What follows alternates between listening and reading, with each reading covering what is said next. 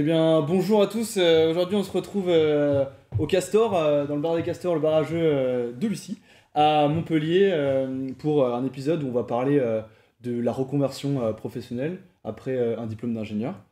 Aujourd'hui, donc, on sera en présence de Cynthia Luçon, Bonjour. t'es N7 2013, apprentie en GEA. Tu as eu 7 ans d'expérience dans des grands groupes d'ingénieurs et en tant qu'ingé électronique.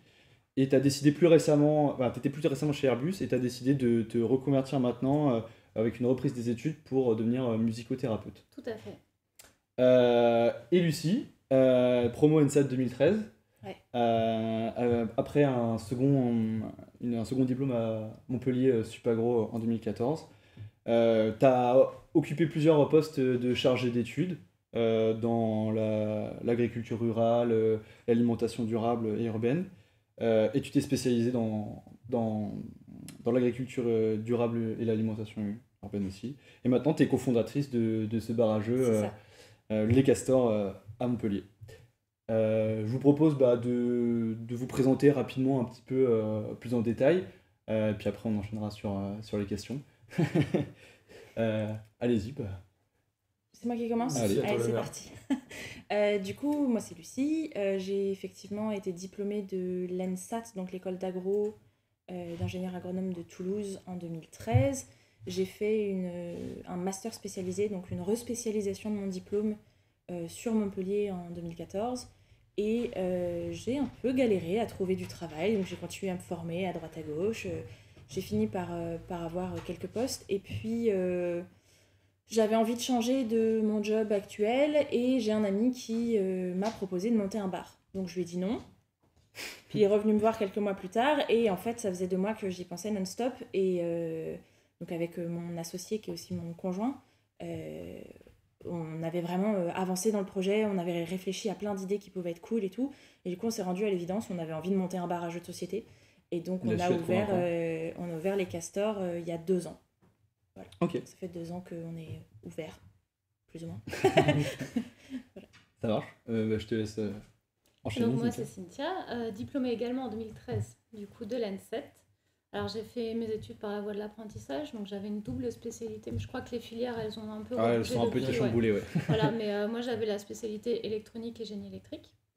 Et j'ai fait mon apprentissage, donc les 3 années d'apprentissage chez Continental, donc gros groupe industriel avec beaucoup d'inertie. Et j'ai continué après mon diplôme. Je suis allée travailler chez Alten. Donc là, j'ai découvert la sous-traitance avec plusieurs métiers différents, plusieurs entreprises différentes. Et plus récemment, j'ai travaillé chez Airbus en fait. Donc j'étais salariée Airbus. Et puis ça fait déjà quelques années que j'avais certaines idées en tête. Ouais. Et puis il y a 1 an, je suis allée voir une psychologue du travail parce que je me posais beaucoup de questions sur mon épanouissement dans ma vie professionnelle. À savoir que je suis musicienne à côté et que la musique commençait à prendre beaucoup plus de place sur le travail en fait. Ouais, Clément qui a discuté avec toi nous disait que c'était une passion depuis toute petite. Ouais, tout à fait. Et en fait, je donnais des cours de piano en plus de mon travail d'Airbus. Et c'est vrai qu'il m'arrivait de quitter souvent le travail un peu tôt pour aller donner les cours de piano. Voilà, faut pas le dire. Mais voilà, c'est vrai que de fil en aiguille, il y a quelque chose qui s'est profilé, qui était plutôt logique par rapport à mes envies de retourner vers de l'humain, vraiment d'aller travailler avec les gens, de les aider. Je ne savais pas encore trop comment, mais la psychologue du travail m'a aidée à comprendre que mes outils à moi, c'était la musique. Et donc, je suis en train de faire une reconversion en musicothérapie. D'accord. Je suis étudiante.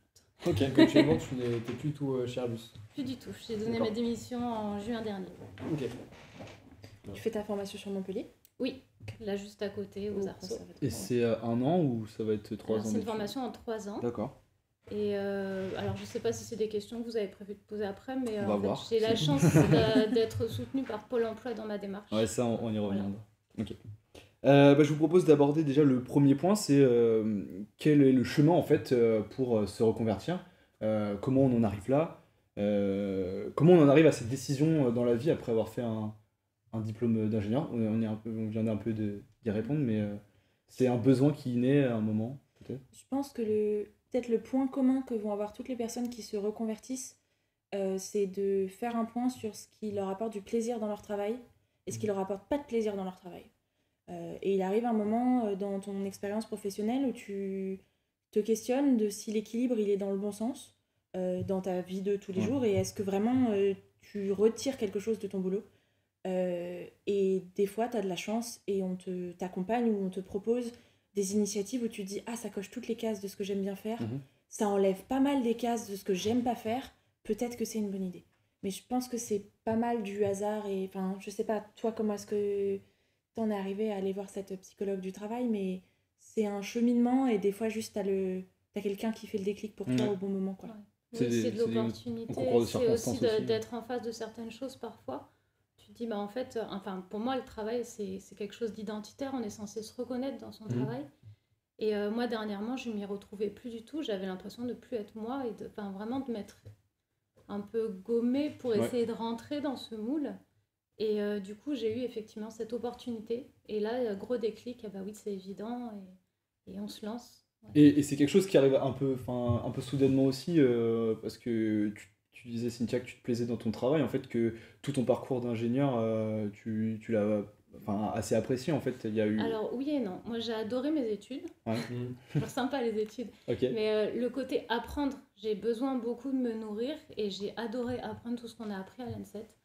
Par contre, dans mon métier, je me suis jamais vraiment très épanouie. Ça n'a pas été passionnant. D'accord. Ça allait, mais c'était pas non plus la folie furieuse. Il y avait cette petite idée qui trottait aussi dans la tête de longue date toujours, pour toi. Et à l'inverse, toi, c'était plutôt sur le coup, Lucie, que ça t'est tombé un peu dessus Ah ouais, complètement. Moi, d'ailleurs, quand on m'a proposé le déclic, j'ai dit non. Oui. Parce que j'étais déjà en réflexion de partir de mon boulot actuel pour créer autre chose dans ma voie avec mon diplôme et tout ça, pour me créer l'opportunité que j'arrivais pas à trouver en candidatant en fait, de bosser dans un domaine qui m'intéressait. J'ai vraiment, moi j'ai adoré mes études, j'ai encore plus adoré ma respécialisation parce que j'étais vraiment à 100% dans un domaine qui me plaisait et c'était un peu triste de pas réussir à trouver un boulot qui soit aussi satisfaisant que le cursus universitaire. Okay. Enfin, d'école d'ingénieur. Et c'est vrai que j'aurais pas eu cette proposition-là à ce moment-là, ça se serait passé différemment. C'est parce que j'avais commencé à réfléchir à monter mon propre projet que je m'étais heurtée au fait qu'en fait, bosser toute seule pour mon projet juste à moi, ça me plaisait pas trop. Ouais. Tu nous as dit que tu avais un besoin de collectif. Ouais, c'est ça. Moi, j'ai un besoin de collectif et c'est vraiment un truc qui m'épanouit. Et je m'étais rendu compte qu'en fait, en reconversion, je bossais pas sur mon boulot à moi. Je m'investissais sur les projets de tous mes amis qui voulaient se reconvertir. Mais par contre, moi, c'était mort, j'avançais pas. Et du coup, c'est un peu par la force des choses où j'avais un peu, comme toi, besoin de me reconnecter à ce qui me fait vibrer dans la vie. Besoin d'humain et de contact. Ouais. J'avais la chance d'exercer un boulot qui était en lien avec le jeu et du coup d'avoir touché du doigt que c'était possible et que ça me plaisait vachement et du coup il y avait une cohérence mais c'est le genre de moment où quand tu regardes avec du recul tu vois toutes les étapes qui t'ont amené à ce choix là alors que t'en avais pas forcément conscience au moment où ça s'est passé. Ok. Ouais, avec le recul, bien sûr. Et dans tout ça, est-ce que c'est pas un peu dur de franchir le pas est-ce qu'on se dit pas il y a quand même un gaspillage d'années d'études derrière. On se dit mince, j'ai fait 5 ans d'études pour devenir ingé. Il y a peut-être un peu comment dire, une réticence à se dire je n'ai pas fait tout ça pour ne pas exercer le. Il y a une peur, c'est sûr et certain, il y a une peur. Enfin, moi, je sais que quand j'ai donné ma DEM, est-ce que j'ai fait le bon choix ? Et en fait, c'est de se dire que tout ce que j'ai pu faire avant, que ce soit dans mes études d'ingénieur ou dans ma brève carrière d'ingénieur, ça me servira quoi qu'il arrive en fait. C'est une expérience qu'on accumule et qu'on met au service d'un autre domaine. Mais à aucun moment, on regrette tout ce qu'on a fait en tant qu'ingénieur. Je ne sais pas si c'est le cas pour toi. Ouais, on en avait parlé en amont de la rencontre. Là, moi, je ne me suis jamais autant servi des compétences que j'ai apprises en école d'ingénieur que depuis que je ne suis plus dans ce domaine-là. D'accord.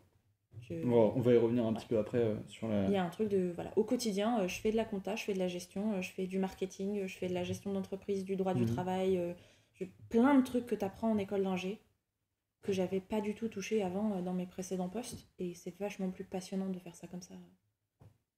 Ok. Et je suppose que c'est une grosse gestion de personnel, forcément c'est son emploi, et que ça doit vachement... la vie des autres et la vie de son entourage doit vachement jouer dans tout ça. Et comment l'ont pris votre entourage? Est-ce que vous avez été accompagné? Est-ce qu'ils ont eu peur aussi pour vous? Ou l'ont accepté sans problème? Même, oui, ton employeur, toi, Cynthia. Mon employeur a très bien entendu, ma responsable hiérarchique a tout à fait entendu la raison de mon départ. Et elle l'a compris. Après, au niveau de mon entourage, j'ai eu beaucoup de gens qui m'ont rassurée. Puisqu'au début, moi, j'arrive avec un projet en disant, bon voilà, je vais faire de la musique pour soigner les gens. Alors, est-ce que c'est pas un peu idéaliste? Ouais. Est-ce qu'il y a une prise de risque voilà, qui effraie un petit peu? Et les gens autour de moi m'ont dit, mais en fait, mais oui, bien sûr, vas-y, fonce, ça te colle. Et puis de réfléchir aussi un petit peu à des indices que, voilà, la formation que je fais à l'heure actuelle, je l'avais déjà repérée il y a plusieurs années. Mais je m'étais dit, bah non, je suis ingénieure, donc j'y vais pas. Il y a toujours un peu ce choix de raison, toujours. Cette autocensure, tout à fait. Et l'entourage est là aussi vraiment pour nous rassurer par rapport à ça. Donc, tes proches, c'est ceux qui te connaissent le mieux. Et c'est ceux qui voient le plus vite que ton nouveau projet, il te correspond vachement. Ouais, que moi, aussi, mais que ce soit mes amis de promo, que ce soit ma famille, mes amis, ils m'ont... J'ai eu plein de réactions de « Ah, mais ça te va trop bien de faire ça ». À un moment où moi j'étais pas sûre. Et ça m'a vachement rassurée de me dire ah ok, donc ça sort pas de nulle part, pour vous reconnaissez des trucs, donc c'est qu'il doit y avoir du sens dans tout ça. D'accord. Ouais. Donc toi Lucie, t'as un peu la preuve aussi que se reconvertir, c'est pas forcément par passion, contrairement à Cynthia. On peut se reconvertir sur une opportunité, un coup de tête. Enfin, ça te correspondait bien sûr, mais c'était pas non plus une passion. Alors oui et non, parce que pour le coup le jeu de société j'en fais depuis des années. J'étais présidente du club de jeux de société de mon lycée, tu vois, donc en fait quand tu regardes avec le recul, je traîne là-dedans depuis toujours. J'ai un oncle qui est auteur de jeux de rôle, enfin j'ai un passif avec ça. Mais jamais l'idée forcément que ça allait devenir ton métier, c'était toujours un peu... Non, c'était toujours une passion. Et j'ai rencontré, quand j'étais moi étudiante à l'ENSAT, des ingénieurs et des gens qui avaient fait des études supérieures comme ça, avec des gros diplômes, qui s'étaient reconvertis dans le jeu de société, qui était auteur, éditeur de jeux, et ça m'avait bluffé d'être capable de faire ça. Je les admirais trop, j'étais en mode ah, c'est incroyable. Jamais ça m'est venu à l'esprit que ça pourrait m'arriver. Et c'est marrant parce que du coup maintenant c'est des collègues alors qu'on n'a pas du tout la même formation initiale. Mais ouais, ça m'est tombé dessus, et c'est parce que ça cochait justement plein de petites cases de passion, j'adore faire vivre des moments conviviaux aux gens, j'aime bien recevoir et créer de la convivialité, c'est un truc que j'aime beaucoup, et du coup ça a du sens. Mais on sait pas forcément que toutes ces choses-là, on va dire un peu des hobbies à côté, peuvent devenir un métier, surtout quand on a fait un G où on se dit c'était vraiment des études toujours oui, et puis je pense sérieuses. Que quand tu te lances dans une carrière d'ingénieur, il y a un truc aussi où tu te dis en amont, mon métier j'ai envie qu'il soit dans la science, au sens large. Et tu découvres petit à petit l'ampleur des métiers qui sont dans la science. Et je sais que déjà, entre nos deux écoles d'ingénieurs, t'as pas du tout le même spectre de carrière, et pourtant on est ingénieurs scientifiques tous. Et donc déjà, il faut que tu fasses le choix parmi tout ça, et c'est déjà suffisamment questionnant, et du coup tu te poses pas la question de tous les métiers qui existent à côté. Et... Il faut un peu ce recul aussi, après le diplôme, d'avoir un peu travaillé, se dire en fait, ce que j'ai essayé ça me correspond pas, et donc bifurquer... soit à 90, soit à 180 degrés vers un autre métier. Ça peut être aussi changer de métier au sein de l'ingénierie. C'est ce que j'ai essayé de faire dans un premier temps, et juste en évolution de poste. Et finalement, c'était toujours pas ça. Voilà. Mais c'est des choses qu'il faut essayer, effectivement. Ça permet de se rassurer ou d'ouvrir des nouvelles possibilités aussi. Moi, j'ai pas mal de copromos qui se sont en fait reconvertis, soit parce qu'ils ont exercé des métiers d'ingénieur dans des domaines complètement différents de ceux dans lesquels ils se sont spécialisés. J'ai une très bonne amie à moi qui est ingénieure agronome en agroalimentaire et qui maintenant fait de l'informatique. Elle est programmeuse. Et elle s'est reformée après ses études. Et en fait, il y a un truc de... et c'est peut-être particulier au diplôme d'agro, et c'est peut-être un peu moins le cas à l'ENSET, je sais pas trop. Mais on a un diplôme très polyvalent dans le sens où on est touche à tout de... On fait de l'informatique, des maths, de la physique, de la biologie, de la géologie, Oui, du les marketing. écoles Genre, sont de plus on en a plus vraiment- généralistes on a dans vraiment leur un spécialisation, on va spectre dire. hyper généraliste. Et du coup, on a aussi un diplôme qui est reconnu pour ça. Et du coup, moi, je sais que j'ai des amis qui se sont fait un peu repêcher par des banques, par des boîtes d'informatique, avec le diplôme agro pour faire complètement autre chose. D'accord. Parce que voilà, le diplôme est reconnu pour ça et que ça facilite. J'ai des amis qui sont devenus profs. J'ai pas mal de copromos qui se sont lancés dans l'agriculture et qui ont ouvert des exploitations agricoles. Il y a vraiment, en fait, plein d'exemples, rien que dans ma promo, de gens qui se reconvertissent dans des trucs. Ok. Et du coup, ça fait aussi moins peur, je pense. Mhm. Mais parce qu'on a peut-être moins de grosses entreprises à carrière que ce que vous pouvez avoir en sortie d'N7. De grosses boîtes qui Et puis, recrutent. comme tu le dis aussi, le diplôme d'ingénieur N7 est déjà très spécialisé. On a C'est bien ça. ces filières très identifiées. On est recruté généraliste à l'entrée en école, mais à la sortie en école, on est déjà très spécifié. Mais nous aussi, tu vois, mais en même temps, le tronc commun est vachement vaste, quoi. Et du coup, tu te retrouves, peu importe la spécialisation que tu fais, à toucher un peu à tout et à faire des stats, de la génétique, des trucs qui vont pas forcément avec ce que tu vas faire après dans ton métier. Mais du coup, tu as une base qui est un peu solide pour aller sur autre chose. Et comme ce qu'on disait aussi quand on s'est eu, à un moment donné, le métier d'ingénieur, ça t'apprend à apprendre des trucs. Ouais.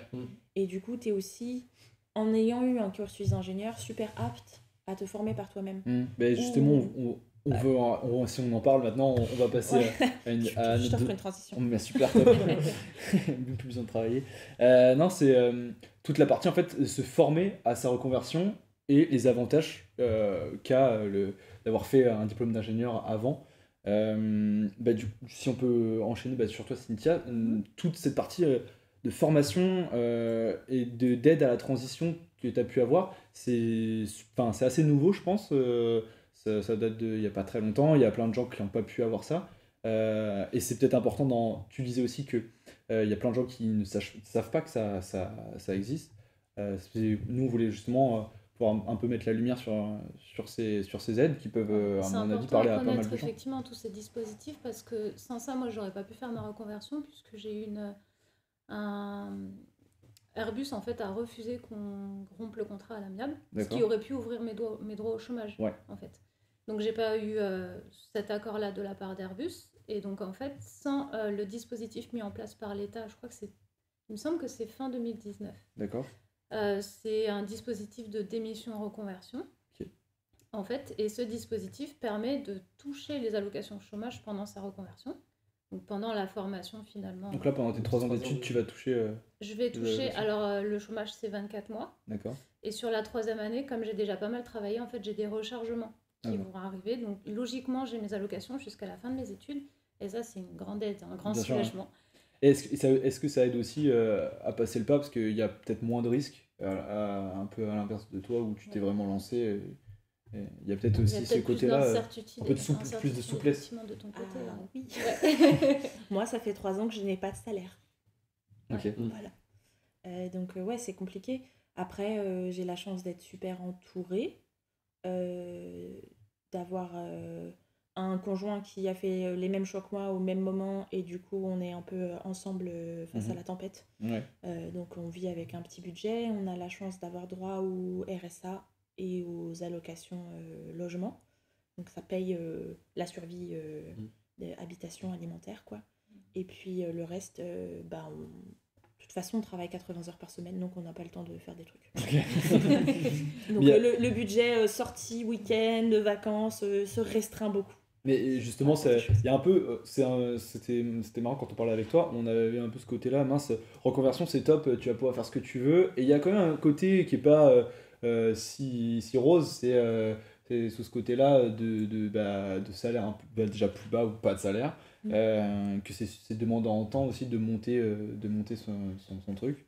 Et tu disais aussi que c'était potentiellement difficile socialement. Là, tu avais de la chance avec ton conjoint. Mais vous avez le même rythme. Ouais, c'est ça, on a le même rythme de travail. J'avoue que si je bossais de 14h à 2h du matin et que lui, il avait des horaires de bureau, ce serait vraiment compliqué, sachant que moi, mes gros jours de boulot, c'est vendredi, samedi, dimanche. Ouais. Voilà. Donc, j'ai de la chance. Je pense qu'on se serait pas lancé si ça n'avait pas été le cas. Ça aurait été beaucoup plus dur de prendre cette décision. Moi, j'étais pas éligible aux aides de reconversion. J'avais pas assez cotisé au chômage pour avoir vraiment des aides. Donc, ça s'est pas vraiment fait à cause de ça.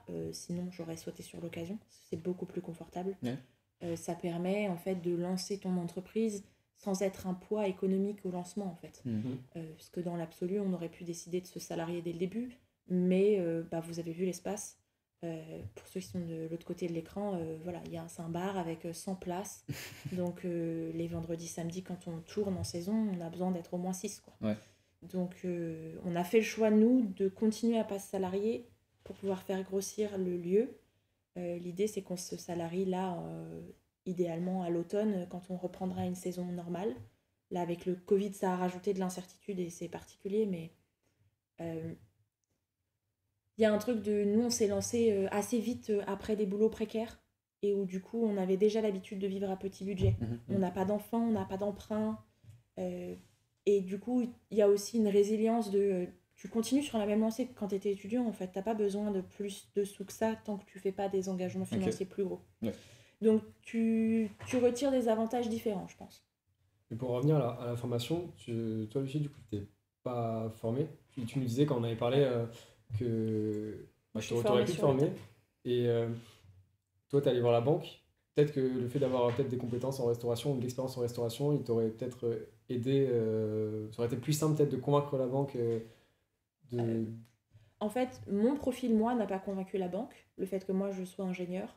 Ce qui les a convaincus, c'est le fait que je sois ingénieur et que j'ai un associé qui soit dans la restauration. Et qui ait des années d'expérience dans un domaine similaire. Sans lui, ça aurait été trop compliqué. Donc on est 4 associés dans l'entreprise. Raphaël, donc mon conjoint, et moi, on a tous les deux des cursus un peu de grandes écoles et en reconversion professionnelle. Justin, notre ami qui nous a lancé l'idée, mais qui lui est canadien, donc qui a lancé des barrageux au Canada qui ont super bien fonctionné et qui a en gros mis l'apport financier dans l'entreprise pour que ça se lance. Mais lui, il est canadien, donc le contexte français n'y était pas. Et on a un ami qui a bossé dans un barrageux sur Montpellier et qui a bien voulu... voilà, on lui a offert des parts de notre entreprise pour qu'il y ait son nom dans notre business plan. Okay. On a triché. Je lui ai donné un billet, il me l'a rendu, il a acheté des parts dans l'entreprise. Et donc, c'est notre prête-nom pour la crédibilité de la banque. Okay. D'accord. Voilà. Et c'est marrant que c'est parce que nous, on a été un peu formatés tout du long de notre formation, à nous dire vous serez compétent à tel truc, et là tu te rends compte, merde, genre je sors et j'ai pas de légitimité alors que normalement on nous a bassiné avec ça, qu'on serait légitime à pas mal de postes, quoi. Mais je pense que la légitimité et la pertinence c'est différent. D'accord. Je pense qu'on est pertinent à plein de postes parce qu'on arrive à voir ce qu'on sait pas faire et apprendre ou trouver des personnes ressources qui peuvent nous apprendre et nous expliquer des trucs. Et qu'on a des profils de bosseurs, ça nous fait pas peur en fait, d'apprendre ce genre de trucs. Mais on n'est pas légitime. Bien sûr que tu es moins légitime que quelqu'un qui a 2 ans d'expérience en restauration. C'est un métier que tu ne sais pas faire. Tu peux l'apprendre sur le tas, tu peux trouver des gens qui te l'apprennent. Plus tu apprends en amont, mieux c'est. Mais voilà, maintenant il existe des aides à la reconversion. Nous on a eu un stagiaire ici, donc un ancien banquier, qui veut ouvrir un barrageux à Marseille. Qui est venu faire 2 semaines de stage d'immersion l'année dernière. Voilà. Il est venu travailler dans un barrageux pour vérifier s'il aimait ça et pris en charge par son pôle emploi. D'accord.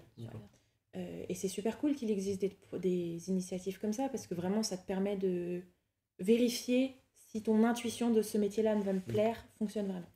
Ouais. Et après, il y a une vraie recherche aussi de la part de Pôle emploi pour vérifier que ton projet il est bien réaliste. Oui. Voilà, donc il y a un gros dossier à monter, c'est quand tu le fais, il faut être sûr que c'est ça que tu veux faire. Et du coup, il y a un côté rassurant aussi que Pôle emploi te donne le go, ça veut dire que ton projet, encore une fois, il est cohérent, quoi. Il y a tout qui s'emboîte, ça rentre dans le puzzle. Ouais. Et je pense qu'il ne faut pas sous-estimer non plus le nombre de personnes qui ont fait des grandes études qui se reconvertissent après un stade plus ou moins avancé de leur carrière. Il ne faut pas hésiter à aller vers ces gens-là et à leur poser des questions. Parce que nous, on a des expériences déjà très différentes, mais toutes les personnes qu'on connaît qui se sont reconverties, elles ont encore des histoires différentes et des façons différentes de faire. Et ça peut être que inspirant pour les gens qui ont envie, ou qui hésitent, ou qui se posent des questions, de savoir par où ils peuvent passer, quoi. C'est vrai que nous, on a rencontré beaucoup. Et le fait qu'en école, on n'ose pas penser ça parce qu'on est en école, on se dit on va faire ingénieur. Est-ce que vous pensez que c'est un biais qu'on ne présente pas des profils comme les vôtres et qu'on n'ait pas de profils reconvertis, qu'on ne nous parle pas de ces profils? Ou est-ce que c'est normal et que les écoles présentent uniquement, enfin, majoritairement, des profils liés à la formation pour montrer en premier lieu les métiers basiques de sortie d'école? Pour moi, c'est pas une obligation de l'école, puisqu'elle elle a aucune. Disons que c'est pas son rôle, en fait, de présenter un peu les chemins qui sortent de ce à quoi elle veut elle t'amener sur du long terme. D'accord. Par contre, pour moi, c'est une question sociétale. C'est quelque chose qui doit être peut-être un peu plus mis en avant pour que les gens soient au courant que c'est possible, en fait, mais vraiment sur une vision beaucoup plus globale des choses. Ou ton entreprise, au moment de ton départ, qui peut t'aiguiller aussi. D'ailleurs, c'était une question qu'on avait, c'est est-ce que toi qui as travaillé dans des grands groupes, est-ce que tu es plus suivi, enfin, t'as un meilleur suivi bon là, tu nous as dit qu'apparemment, la rupture conventionnelle, ça s'était pas bien passé, mais est-ce que tu as plus accès déjà à ces aides, à l'info tout court, et à des personnes qui peuvent t'aider? Non, j'ai tout fait de façon très personnelle. Ok. J'ai eu aucune aide vraiment par rapport à Airbus. Alors après, ça a été aussi la raison pour laquelle je suis allée voir la psychologue du travail, moi à titre personnel. D'accord. C'est qu'on m'offrait aucune réponse. Mes questions au début étaient très tournées vers les postes qu'on pouvait trouver en interne Airbus. Me délester un petit peu de la technique et aller voir plein d'autres choses différentes au sein de Airbus. J'ai pas eu ces réponses-là. Et donc c'est ce qui a motivé en fait ma recherche de réponses en dehors d'Airbus. Ok. Ouais, vraiment, il y a pas, tu peux pas bénéficier de ça dans le sens où c'est pas dans leur intérêt non plus. Ouais, ok. Voilà, de perdre des employés. Mais par contre, avec nos diplômes, on est, je sais pas si éligible c'est le mot, mais on peut faire partie de l'APEC et de l'APECITA, qui proposent aussi des accompagnements sur la recherche d'emploi, sur les bilans de compétences, sur comment rédiger ton CV, comment mettre en avant ce que tu sais faire en compétences un peu transversales. Moi, j'ai fait ça... C'est des associations ou c'est des organismes Ouais, c'est publics? L'APEC, c'est public. C'est public, c'est l'Agence je crois. pour l'emploi des cadres. C'est ça. D'accord. Ouais. C'est une espèce d'équivalent de Pôle emploi pour les cadres. Il n'y a pas tout à fait les mêmes champs d'action que Pôle emploi, mais par contre, ils proposent un accompagnement un peu plus axé sur nos métiers que ce que peut faire Pôle emploi. Ok. Et c'est super intéressant, même juste si vous galérez à trouver un boulot en sortie d'école. Moi, je suis passée par l'APEC et j'ai vu une conseillère qui m'a réexpliqué comment faire mon CV, des lettres de motivation, des candidatures. On a refait un point sur... parce que j'ai un profil un peu bizarre et biscornu, et du coup sur comment est-ce que je pouvais construire ça pour que ce soit cohérent avec les postes auxquels je postulais. Et il y a des... Voilà, ils font des accompagnements sur ton rapport à l'emploi, sur qu'est-ce que tu as envie de faire dans la vie et tout, et c'est assez intéressant. Ok. Donc, Et ça, c'est justement des organismes on devrait plus peut-être avoir des infos dessus, parce que c'est pas si connu que ça. C'est pas si connu que ça. Après, je rejoins quand ce que tu t'y intéresses, peut-être que tu Mais je rejoins ce que tu disais, les écoles d'ingénieurs, pour que ton diplôme il soit valorisant, pertinent et valorisant et valorisé, bah, ils ont tout intérêt à te montrer des carrières réussies. Après, on a aussi des écoles qui font vachement un effort pour qu'on ait un réseau professionnel en sortie d'école. Donc on a plein de temps de socialisation et de choses comme ça. Et c'est quelque part à nous de faire l'effort de prendre contact avec les gens de notre réseau pour se renseigner. Au même titre que tu le fais quand tu cherches du travail, faut qu'on ose le faire quand on a envie de se reconvertir en fait. Parce qu'il y a plein de profils super intéressants, de gens qui montent leur boîte, il y a vraiment plein de choses qui existent dans nos réseaux, et c'est que des gens qui sont ravis de raconter leur histoire en fait. Ok, c'est intéressant. Et juste pour en revenir, tu disais, pour clore un peu ce sujet-là, tu disais que tu t'étais jamais autant servi de ton diplôme d'ingé que en ce moment. Est-ce que tu peux nous dire, du coup, c'est quoi la plus-value de ta formation, et de quoi tu te sers réellement tous les jours, les compétences que tu as acquises? Alors, la plus-value de ma formation, c'est, je dirais que j'ai pas peur de remplir un dossier de 60 pages pour demander des aides, un crédit, peu importe. Donc ça facilite beaucoup toutes les tâches administratives Tu peux d'entrepreneuriat. avaler une charge de travail et toi pareil Cynthia peut-être te lancer dans les études, ça t'a pas refait peut-être peur, ça t'a pas fait peur de te Oui, lancer il y a dedans. un côté, on sait qu'on est adaptable facilement. On a appris des méthodes de travail, vraiment des méthodologies. On sait suivre des espèces de processus, protocoles, enfin tout ce que tu veux, des choses très cadrées. Et du coup, c'est une façon aussi d'apprivoiser des montagnes de choses à faire que de faire les choses petit à petit. Et je pense qu'on se sent un petit peu plus armé pour y aller, ouais. Ça fait moins peur. On a une très bonne résistance au stress, de par le passage par les classes préparatoires et tout ça. Moi, j'ai pareil, j'ai jamais eu autant de stress sur mes épaules que depuis que j'ai ma propre entreprise et un crédit à rembourser. Même pas quand t'étais aux Impro Occitanie sur scène? Non, tu vois, les Impro Occitanie, ça faisait moins peur. Okay. Et pourtant, c'était moi qui étais à l'orga et c'était un peu stressant. Mais c'est une grosse responsabilité. Quelque part, c'est un peu sur moi que repose le salaire de 4 personnes. Donc, faut pas faire des choix à la con. J'ai signé un pacte de sang avec ma banque, je leur dois plusieurs centaines de milliers d'euros que je dois rembourser. Donc, à un moment donné, il faut les créer parce que je les ai pas. Donc, il y a cette charge de travail-là je disais tout à l'heure, je bosse 80 heures par semaine. C'est pas une blague. Il y a vraiment des moments où on bosse 80 heures par semaine. En moyenne, on est plutôt à 60. Bah, ça va. Ça va parce que je l'ai déjà fait. J'arrive à sentir le moment où je dépasse le stade où là c'est bien de travailler, où je suis trop fatiguée et je fais n'importe quoi parce que j'ai apprivoisé ce truc-là. Je pense qu'on a une résistance au stress et à la fatigue qui est énorme par rapport à d'autres cursus. Mais oui, tu sais te défendre à l'oral devant un jury et du coup tu peux vendre ton projet à des investisseurs. C'est moins effrayant que ce que ça pourrait. Moi, je suis mixologue dans mon bar. C'est moi qui suis derrière, qui fait les cocktails. Je me suis formée sur YouTube. Et sur Internet. Voilà, parce que en fait, j'ai cherché. J'ai acheté des livres, je les ai lus, j'ai regardé des vidéos de techniques, j'ai fait des essais par essai-erreur. J'ai organisé des panels tests dans mon salon. Quand on a fait la carte de cocktail du bar, on a envoyé un mail à nos copains pour dire qui veut tester des cocktails. On a eu plein de réponses et on a fait plusieurs séances, on a invité des gens, on avait un petit process de test avec des échantillons, on faisait noter les gens, donner leur avis et tout. Et ça ne serait jamais venu à l'idée de faire un protocole aussi carré pour tester une carte de cocktail si on n'avait pas tous les deux un cursus scientifique. En fait, ça nous est venu naturellement. C'est une façon de penser aussi que tu appliques. Et en fait, c'était hyper efficace parce qu'on a pris dans chaque famille d'alcool les cocktails qui étaient les mieux notés en moyenne et voilà, on avait notre carte. Et on fait des petits graphiques. Non, mais même pas. On a demandé aux gens s'ils trouvaient ça excellent, très bon, bof. Et voilà. On a pris celle qui, en moyenne, avait le excellent et bon partout. Et voilà. Et en fait, on a une carte qu'on n'a quasiment pas retouchée depuis l'ouverture. On fait rentrer, sortir des cocktails de cette sélection-là. Mais c'est les mêmes. C'est un peu cet esprit cartésien qu'on applique à...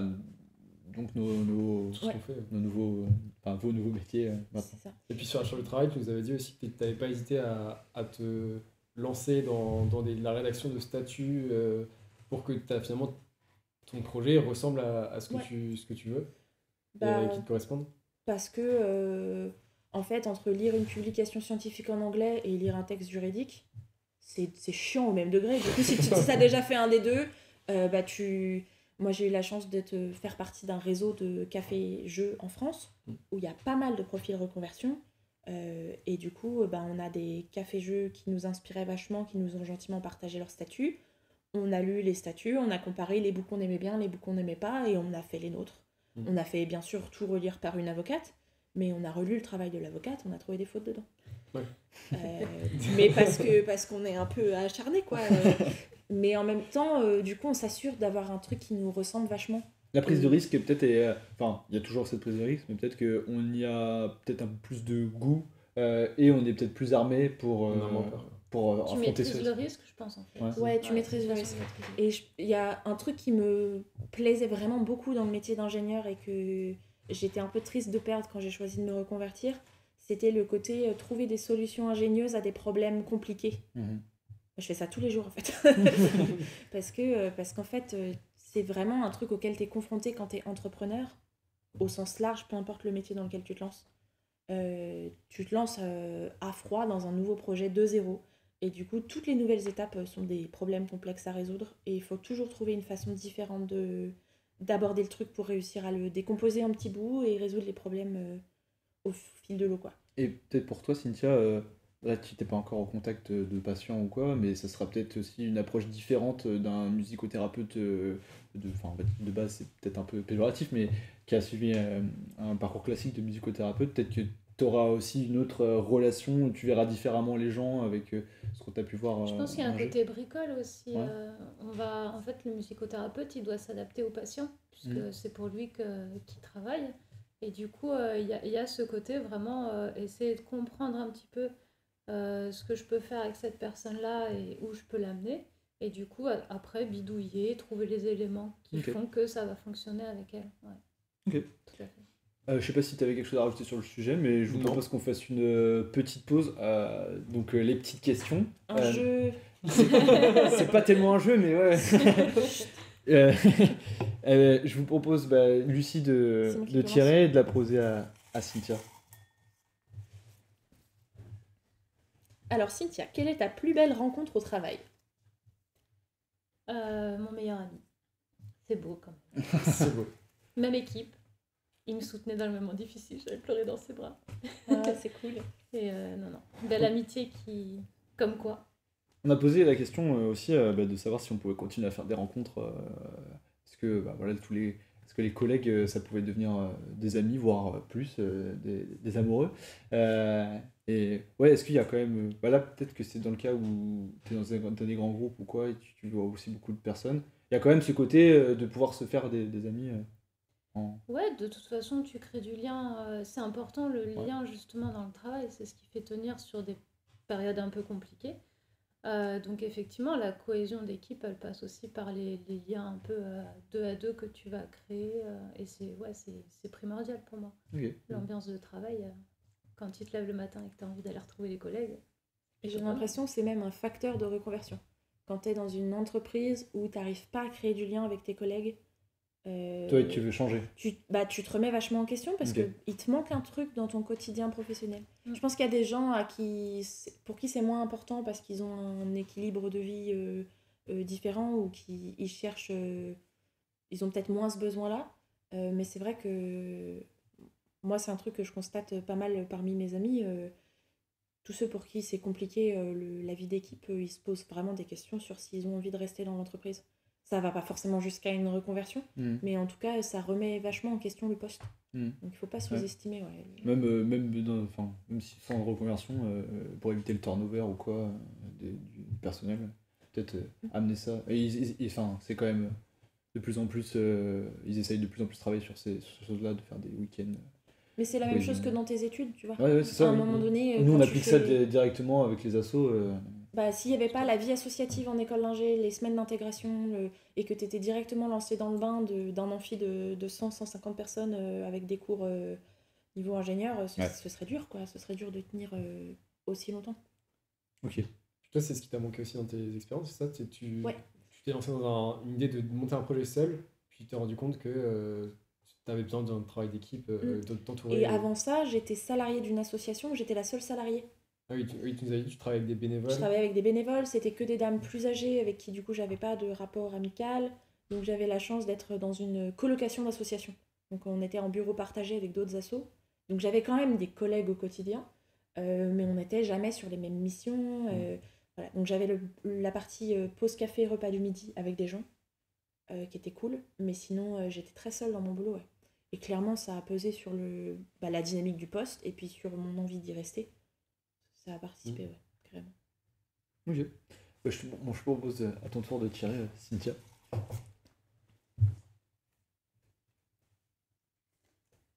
Alors, quel métier tu te vois faire dans 20 ans? Ah là là, c'est terrible. Surtout de personnes reconverties, peut-être qu'une autre opportunité va se... Ouais, et puis il faut savoir que moi j'ai jamais réussi à me projeter plus que 3 ans en avant dans ma vie. Donc non, c'est très difficile comme question. Très sincèrement, je sais pas. Je pense que je serai plus barman. Ok. Qui est mon métier principal actuellement. Parce que je me lasse vite. et que j'ai envie de continuer, un peu ce que tu disais tout à l'heure, de continuer à me nourrir et d'apprendre des nouveaux trucs. Donc je pense que le lieu va grossir et puis probablement que j'aurai envie d'être maman et du coup c'est moins compatible avec des horaires de nuit. Donc je sais pas, peut-être que je serai restauratrice, peut-être qu'on aura ouvert une boutique de jeux ou une escape game ou complètement un autre projet, j'en sais rien. Franchement, je sais pas. Je laisse le hasard de la vie décider pour moi. Non, on va tenter d'entre mais ça marche aussi, on va dire, de pas forcément se projeter, de marcher, on va dire, à l'opportunité. Et puis même, on l'a beaucoup vu avec tous les épisodes qu'on a pu faire, c'est que tes besoins, ils évoluent vachement au cours de ta carrière. T'as plus du tout les mêmes envies, les mêmes besoins. Et je rejoins ce que disait Cynthia tout à l'heure, à un moment donné, ton travail, c'est une partie tellement importante de ton quotidien que pour moi, c'est un peu une partie de moi aussi. Ouais. Et j'ai besoin d'avoir une espèce de travail coup de cœur ou de métier passion, d'être à minima passionnée par ce que je fais. Et du coup, je pense que quand je serai plus passionnée par mon boulot au quotidien, je rajouterai des trucs. Okay. Mais parce que dès que je suis un peu, même avec juste le projet du bar, dès que je suis un peu confortable, j'ai des idées à la con pour rendre ça difficile. Donc j'aime bien me mettre des ballons des bâtons dans les roues. Okay. Moi j'ai une autre petite question, tant qu'on est là dans ce lieu et que tu t'y connais bien, si tu as un jeune conseiller, ou une découverte récente à nous conseiller. Ok. Désolé, ça un peu sur le vif. Non, alors il faut savoir que je joue moins depuis que je bosse dans un lieu où il y a des jeux. Ça dépend ce que vous aimez comme jeu. Je précise, un jeu pour jouer en confinement, un jeu pour jouer entre collègues. En ce moment, c'est bien. En couvre-feu, à 19h, on est tous à l'appart, on est tous les 6. Qu'est-ce qu'on peut faire ? À 6 moi, c'est peut-être beaucoup. Mais... Mon jeu... Non, c'est la limite, confinement, c'est bien. Mon jeu coup de cœur de ces dernières années en coopératif, là, qui se joue bien, c'est Cosmopolite, que je crois que j'ai pas la boîte parce qu'on fait de la location de jeux et que du coup, il est en location. C'est un jeu qui a été créé par une équipe de chercheurs et des éditeurs de jeux en linguistique, en linguistique. Et du coup, tu joues au restaurant le plus cosmopolite du monde. Et donc, il y a une petite application qui a été développée par ces chercheurs où donc il y a un des joueurs qui est maître d'hôtel et qui va écouter les commandes passer dans la langue natale des locuteurs de plein de pays du monde. Et il y a des langues cheloues. Il y a une langue dans le jeu, elle est parlée par 7 personnes dans le monde. Et c'est tout. Et donc les gens te passent des commandes de leurs plats typiques dans leur langue natale. Toi, tu transcris un peu comme tu peux à l'oral ce que tu entends dans tes oreilles. T'as un copain qui a un bloc-notes et qui écrit un peu comme il peut ce que tu lui dis et qui répète à tous les autres qui ont des tas de cartes des régions du monde et qui essayent de chercher à quoi est-ce que ça peut bien correspondre et quels sont les aliments et qui te les rendent. Donc c'est un petit jeu coopératif et il est éco-conçu, fabriqué en France. C'est un éditeur, c'est les jeux Opla que j'adore, ils sont sur Lyon et ils font un travail incroyable de valorisation du jeu comme objet culturel, d'éco-conception. Enfin, ils font vraiment attention à ce qu'ils font et c'est pas juste du business, quoi. Et il y a un livret plus épais que le livret de règles à l'intérieur qui explique comment ils ont conçu le jeu et c'est passionnant. Vraiment, j'ai sur la phonétique et tout ça. Moi j'ai ouvert le jeu, j'ai pris ce bouquin là et en fait j'ai passé 1 heure à le lire. J'avais pas touché aux règles, on n'avait pas commencé à jouer, j'étais perdue dans mon bouquin. C'est vraiment une petite pépite qui n'a pas eu la reconnaissance ludique qui devrait. Voilà. C'est pas le plus récent, il commence à avoir 1 an et demi, mais il est vraiment bien. Top. Je vous propose qu'on revienne sur notre sujet, même si on ne s'est pas tellement écarté, mais ce serait pour finir de parler un peu de tous les avantages que peut avoir cette reconversion, ne serait-ce que parce que vous arrivez à faire matcher toutes vos valeurs dans votre projet et c'est pas donné à tout le monde. Il y a plein de postes de métiers ou même dans l'ingénierie où on n'arrive pas forcément à à faire matcher nos valeurs écologiques, environnementales, sociales de par la boîte ou le poste qu'on occupe. Et est-ce que c'est vraiment quelque chose où c'est possible à 100% quand on est reconverti? On peut faire son projet à son image. Je t'en prie, Lucie. J'ai posé une colle. Moi, je pense que c'est plus facile parce que je suis reconvertie et entrepreneuse. Ouais. Je suis pas juste reconvertie et salariée. Donc, Ça va avec des inconvénients de stabilité économique, notamment, dont on a déjà parlé. Ouais. Mais en parallèle de ça, on a construit une entreprise qui nous ressemble et qu'on fait évoluer dans la direction qu'on veut au moment où on décide de l'orientation de l'entreprise. On avait envie d'avoir un truc qui colle à nos valeurs et du coup, en fait, nos valeurs, c'est ça qui a décidé comment on construisait l'entreprise. On a pris le travail à l'envers, en fait. On avait envie de créer du lien, on avait envie que les salariés puissent proposer des choses et être proactifs dans l'évolution de l'entreprise. On ne s'empêchera pas de passer en scope en cours de développement si l'occasion se présente. Donc, c'est des sociétés coopératives où en gros l'entreprise appartient aussi aux salariés. D'accord. Et les salariés sont décisionnaires de l'avenir de l'entreprise au même titre que les patrons. D'accord. Et chaque personne qui travaille a une voix de vote. D'accord. Donc on n'en est pas encore là, mais on essaye de faire prendre certaines décisions d'évolution en collectif.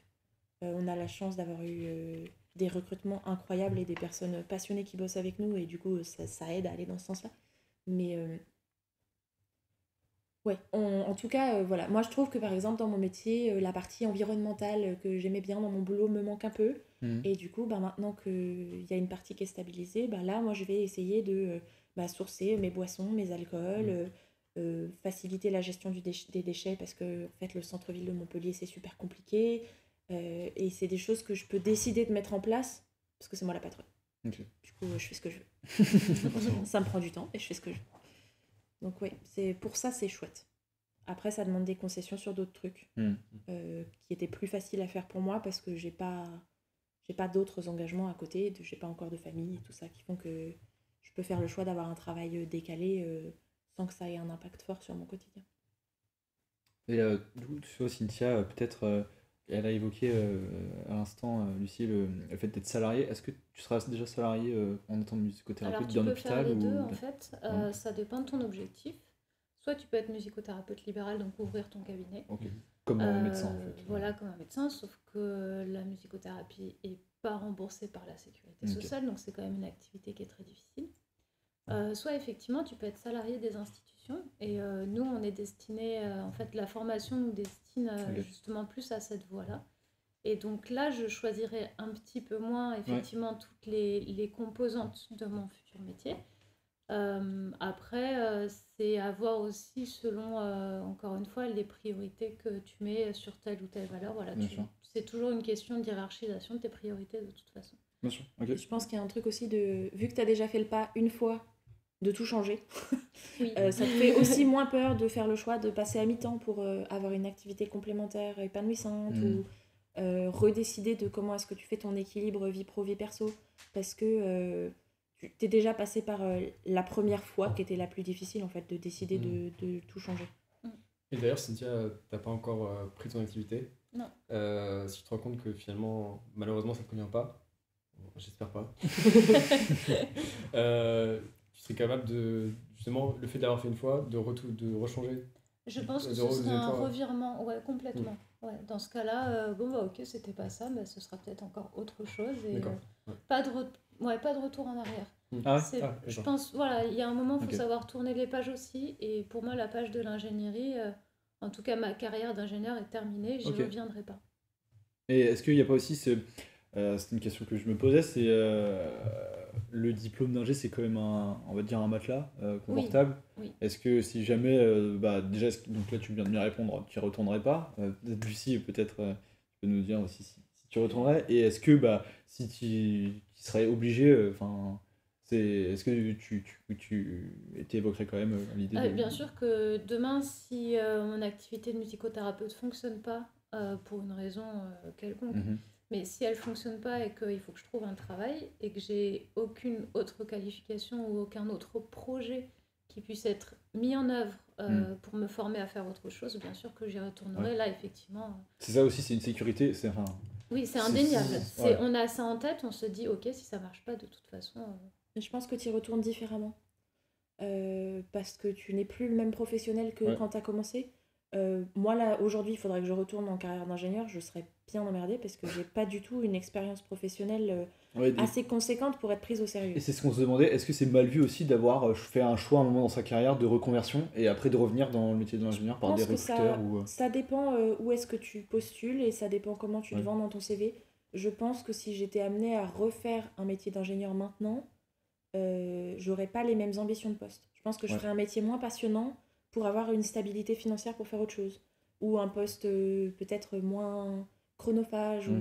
Et du coup, je serais peut-être moins regardante sur les types de postes et les entreprises auxquelles je postule pour m'ouvrir plus de choix, d'avoir un travail de cadre un peu sécurisé parce que probablement que c'est ça que je chercherais en fait en revenant dans le métier.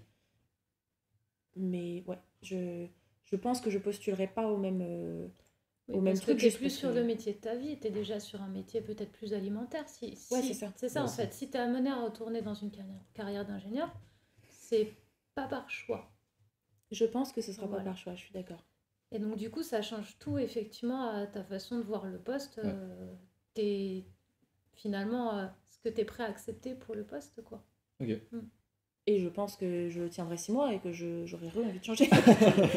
Je me fais pas du tout confiance. Mais voilà, c'est le luxe qu'on peut avoir avec le diplôme d'ingénieur, c'est hyper sécurisant. Tu pourras sûrement retrouver un travail. Ça reste une qualification qui est vendeuse. Après, avoir un diplôme d'ingénieur dont tu t'es pas servi depuis 5-10 ans, si t'as pas une expérience à vendre entre-temps pour montrer que tu es resté un professionnel actif et que tu as mobilisé tes compétences, tu seras jamais compétitif face aux jeunes ingénieurs qui sont frais sortis du diplôme ou aux professionnels qui ont quelques années d'expérience, au même titre que quand tu cherches du travail au début, quoi.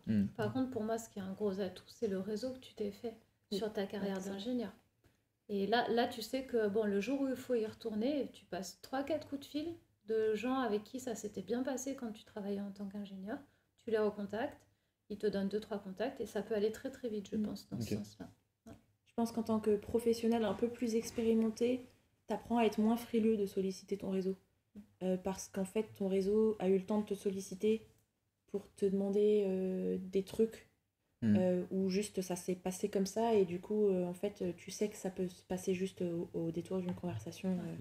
Ça fait moins peur que quand t'es étudiant et que tu te dis « Oh mon Dieu, il faut que je sollicite des pros sur LinkedIn pour demander des stages et tout, l'enfer. » Il y a moins de distance aussi avec le monde professionnel. Tu comprends que c'est hyper informel et que c'est comme ça que ça fonctionne. Ok.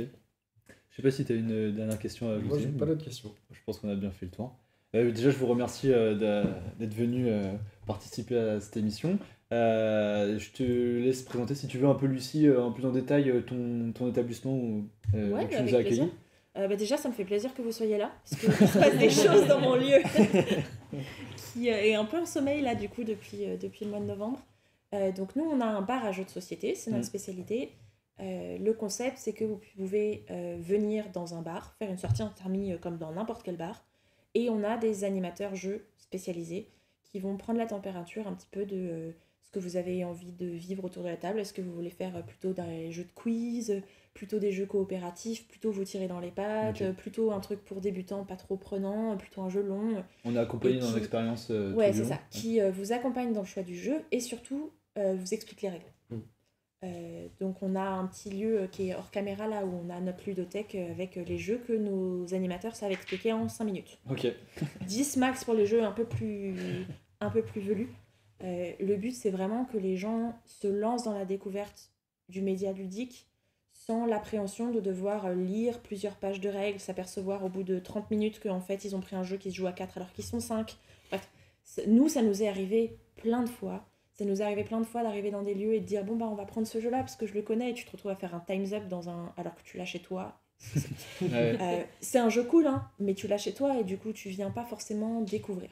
Donc c'était vraiment l'envie de faire découvrir et du coup on a aussi de la nourriture avec des trucs un peu bizarres, on a aussi des cocktails un peu originaux et tout. Le but c'est vraiment que les gens se laissent aller à la découverte et juste passent un bon moment à s'amuser sans se prendre la tête à rien du tout.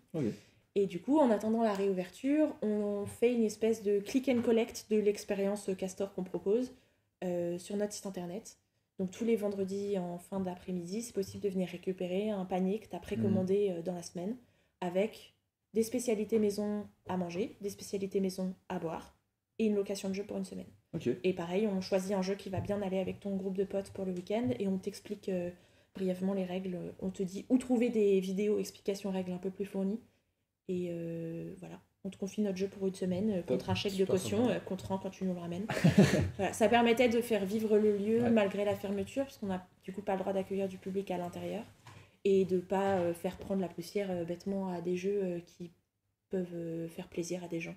Donc voilà, faut pas hésiter, vous nous trouvez sur internet. Ouais, sur vos réseaux. Je vais venir fêter mes examens de fin d'année.